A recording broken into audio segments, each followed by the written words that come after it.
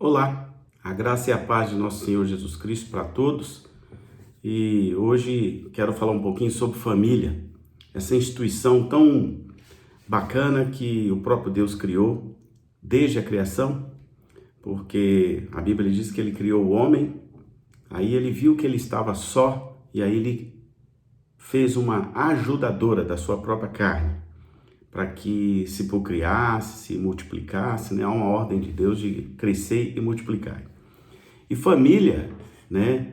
Ainda que nós tenhamos todos esses ataques, né, bem arquitetados contra a família nos últimos anos, o que não tem nada de novidade, porque tudo isso estava previsto na Bíblia. Mas cabe a nós, como cristãos, defender a nossa causa, defender esse sistema tão maravilhoso criado pelo próprio Deus. Então, família, primeira coisa que precisamos saber e ter isso bem claro na nossa cabeça, bem claro na nossa vida, é que família é uma instituição divina. Foi Deus quem criou.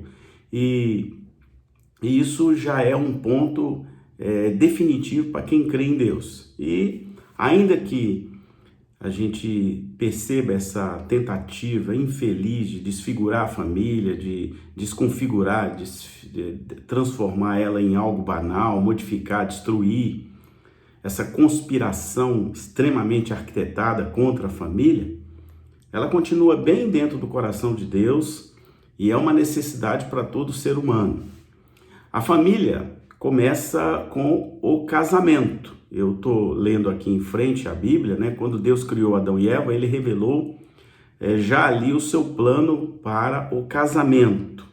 Então eu peguei um texto de Gênesis 2, 24, estou lendo aqui. Por isso, deixa o homem pai e mãe e se une à sua mulher, tornando-se os dois uma só carne. Está lá em Gênesis 2, 24. Então este é um plano claro, um plano do próprio Deus.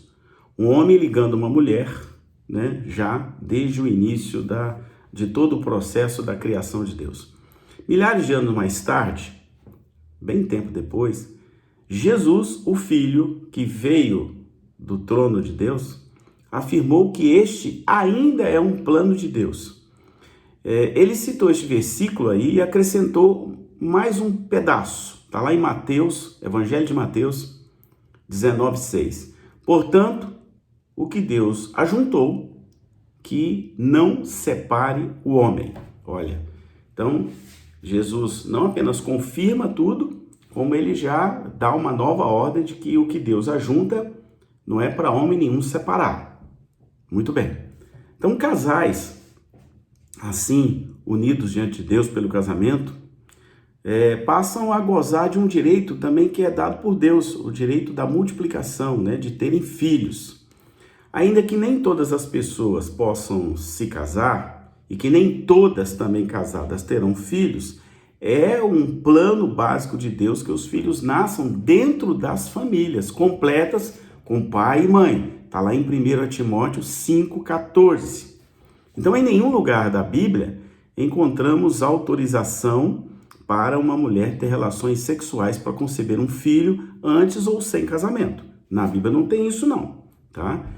Então, existe, portanto, a família humana que se constrói com marido e esposa e também os filhos, mas também temos a família de Deus, formada pelo Deus Pai e pelo Deus Filho e pelo Deus Espírito Santo. E aí tem, por consequência, né, esse papel espiritual de família, essa concepção espiritual de família. E aí num texto também eu anotei algumas coisas aqui, o apóstolo Paulo fez uma declaração muito interessante dizendo que a igreja é a casa do Deus vivo. Então a igreja somos nós, somos templos do Espírito Santo e que quando nos ajuntamos, né, em uma comunidade, uma igreja, somos casa de Deus. Muito interessante isso porque muitas vezes a gente não percebe esse detalhe espiritual de que quando nos ajuntamos em família cristã, estamos ali representando a casa de Deus. É isso que o apóstolo Paulo disse para Timóteo. Ele disse assim, 1 Timóteo 3,15, mas se eu demorar, Saiba como as pessoas devem se comportar na casa de Deus, que é a igreja do Deus vivo, coluna e fundamento da verdade. Bom, aqui ele está dando uma instrução ao futuro pastor Timóteo de que igreja, ajuntamento de cristãos, comunidade cristã, é a igreja do Deus vivo, coluna e fundamento da verdade. Muito interessante esse ponto. Por isso Deus que deseja, é um desejo dele, ser pai de todos nós. Por que eu digo desejo? Porque Deus não é pai de todos, ele é o Deus de todos, mas ele não é pai de todos não, só tem paternidade aquele que é filho. Lembra lá do texto, né? Éreis criaturas e em Cristo Jesus se tornam filhos de Deus. Então, né, Deus está aí à disposição de todas as pessoas, mas nem todos são filhos. É muito importante entender essa questão aí, tá? O que quer dizer isso, né? Que Deus está falando o seguinte, que todo mundo precisa ter uma casa, né? Ter uma família que se reúna nela, e uma família, né? Que se encontre em algum lugar. Aí eu já estou falando de família espiritual, né? Que é a casa de Deus, que nós chamamos isso de igreja, né? Eclesia, quer dizer, o ajuntamento de pessoas cristãs que estão dispostas a adorar o Deus vivo e verdadeiro. É isso que é um conceito de igreja. Então, a Escritura ainda nos diz assim, né? Eu anotei aqui também. Ó. Não deixemos de nos reunir como igreja, segundo os costumes de alguns, mas procuremos encorajar-nos uns aos outros, ainda mais quando vocês veem que se aproxima o grande dia do Senhor. Hebreus 10, 25. Então, aqui há uma advertência em Hebreus para a volta de Cristo e está orientando para que a gente esteja junto em oração, junto em convivência, junto em amor, junto em comunhão.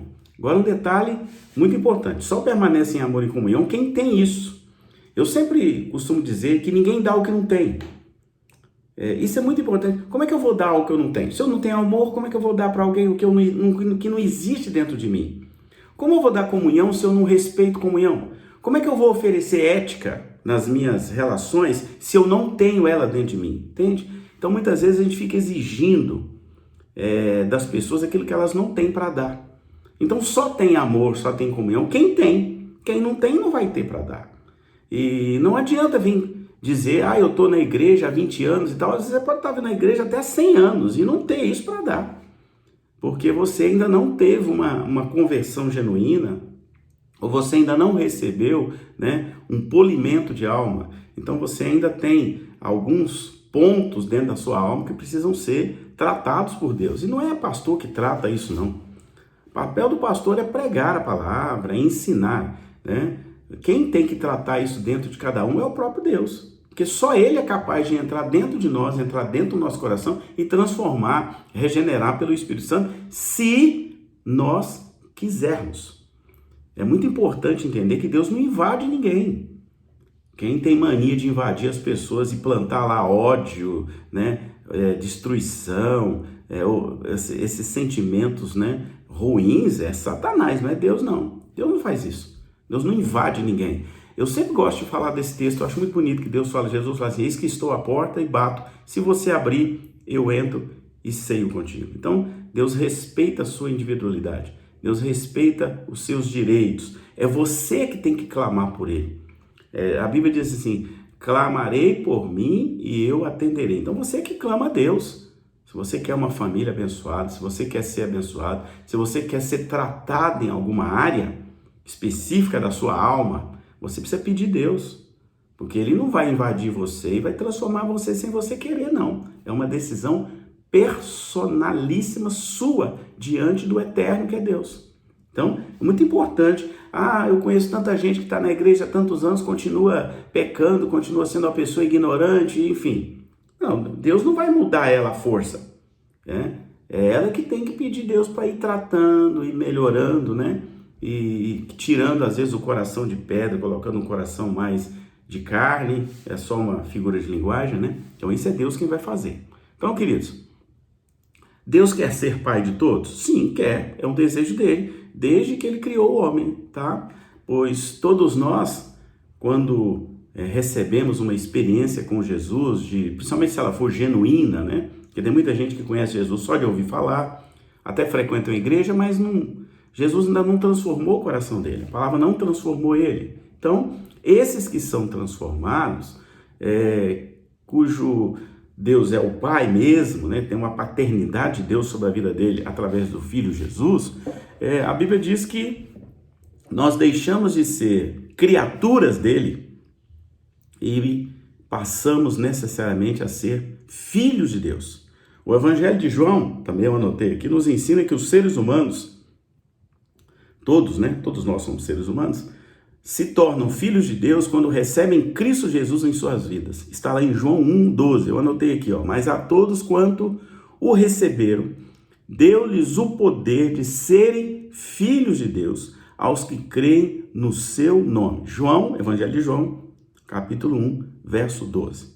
Sendo assim, quero convidar você nessa nossa live aqui a receber Jesus Cristo em seu coração para, por meio dele, tornar-se filho de Deus. Porque Jesus é o único caminho que nos conduz à vida eterna, que nos conduz ao reino de Deus, que nos conduz ao Pai Celestial, que nos conduz à Nova Jerusalém, que é exatamente para onde a gente precisa ir, após a nossa morte. Pois foi ele, só ele, ninguém mais, que morreu pelo meu e pelo seu pecado. Não há outro que morreu e fez o sacrifício vicário para lhe conceder a salvação, riscar a cédula que era contra nós. Só Jesus fez isso, por isso ele é o Filho de Deus. E se você puder, busca uma igreja, busca uma comunidade. Eu não estou aqui dizendo para você buscar a Shekinah, onde a gente se reúne, que nós somos uma comunidade com uma característica de não religião, né? A gente não quer ser religioso, tá?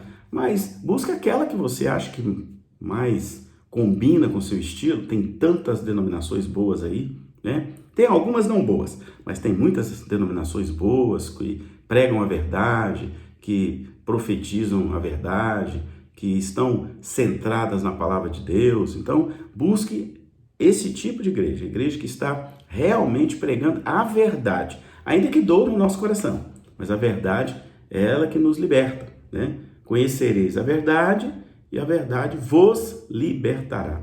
E aí, faça parte de uma família cristã, faça parte de uma comunidade cristã, esteja reunindo com outros, porque é um lugar de aperfeiçoamento, é um treinamento que Deus permite que a gente tenha dentro das igrejas para quando a gente for chegar aos lugares mais altos, ao céu ou ao reino de Deus, como você queira.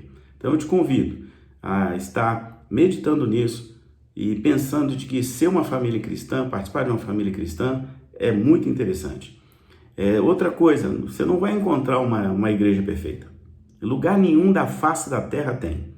Você pode procurar de lupa, não vai achar.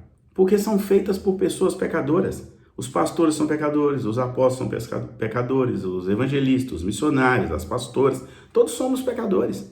Então, lugar que tem pecador, mesmo que seja uma pessoa que está buscando ser parecida com Deus, vai ter problema, algum tipo de dissabor, porque o ser humano, nem Jesus conseguiu, ninguém consegue agradar todo mundo.